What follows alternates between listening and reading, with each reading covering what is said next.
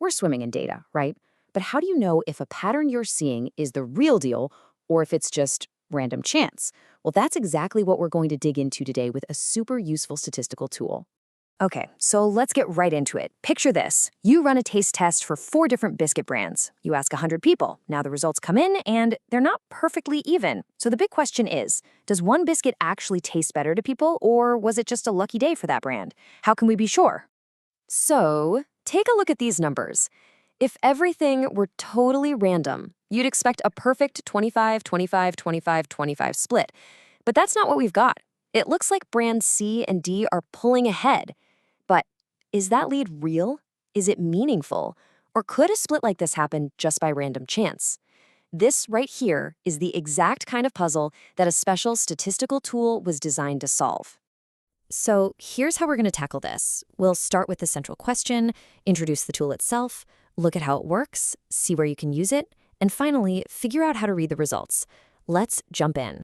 All right, let's get to our first section. So what is this magic tool that can separate a real pattern from just random luck? Well, let's introduce the star of today's show, the chi-square test. And yes, it's pronounced chi-square. The easiest way to think about it is like this. It's a pattern detector.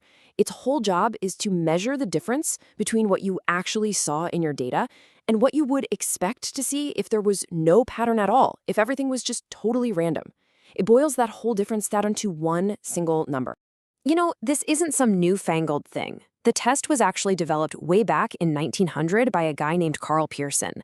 And even back then, the core logic, as you can see from this quote, was all about one simple thing: measuring that gap between observation and expectation. Okay, so we keep talking about this gap between reality and pure chance. But how does the test actually measure it? Let's dive into the mechanics. And this slide, this is really the core idea right here. The whole chi-square test is basically a face-off between two concepts: observed frequencies, that's what you actually saw, that's reality, and expected frequencies, that's what you'd expect to see if everything was just random. It's reality versus theory. So the chi-square value itself is just one number that sums up how big that gap is. And the logic is super simple. A big gap between what you observed and what you expected means you get a big chi-square value. And a big chi-square value is like a giant flashing sign that says, hey, something non-random is probably happening here. And you don't need to get lost in a complicated formula to understand how it works. It's really just these 4 logical steps. For every single category, in our case, each biscuit brand, you figure out the difference between what you saw and what you expected. Then you square that difference. This is important because it makes all the numbers positive, and it really emphasizes the bigger gaps.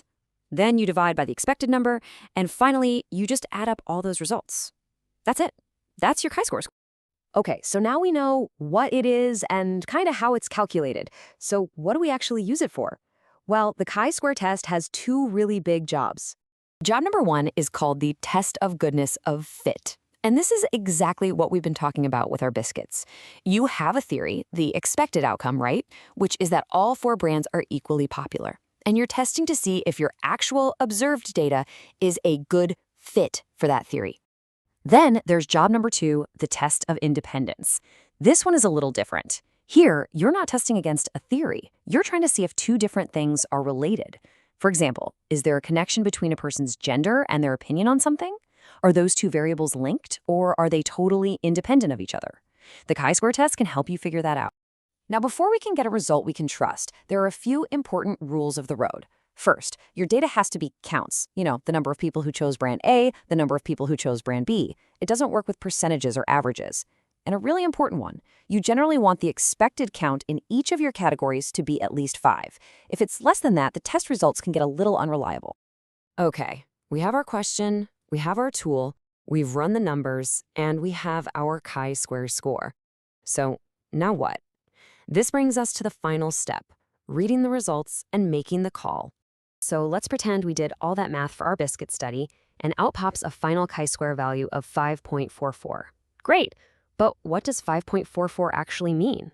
All by itself, it means pretty much nothing. We need something to compare it to. We need a benchmark. And in statistics, that's called a critical value. You can think of it as the threshold. It's the line in the sand that tells you if your result is a big deal or not. And you find this value in a standard statistical table. And once you have that critical value, the decision is actually super simple. If the number you calculated is bigger than the critical value, then congratulations, your result is statistically significant. That means the pattern is very likely real. But if your number is smaller than the critical value, then we conclude that the result is not significant.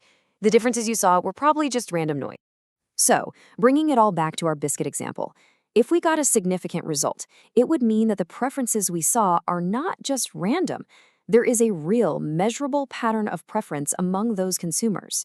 So, at the end of the day, the chi-square test gives us a clear, evidence-based way to go from just thinking there's a pattern to being able to say with confidence, yes, the data shows this pattern is real and not just a fluke. So there you have it, the chi-square test in a nutshell. It's a powerful way to find the real signal hiding in all the noise. And it makes you wonder, now that you know how to spot a real pattern, where in your own world, whether it's at work, with customer feedback, or just in everyday life, might you be seeing significant results hiding in plain sight? Thanks for tuning in to this explainer.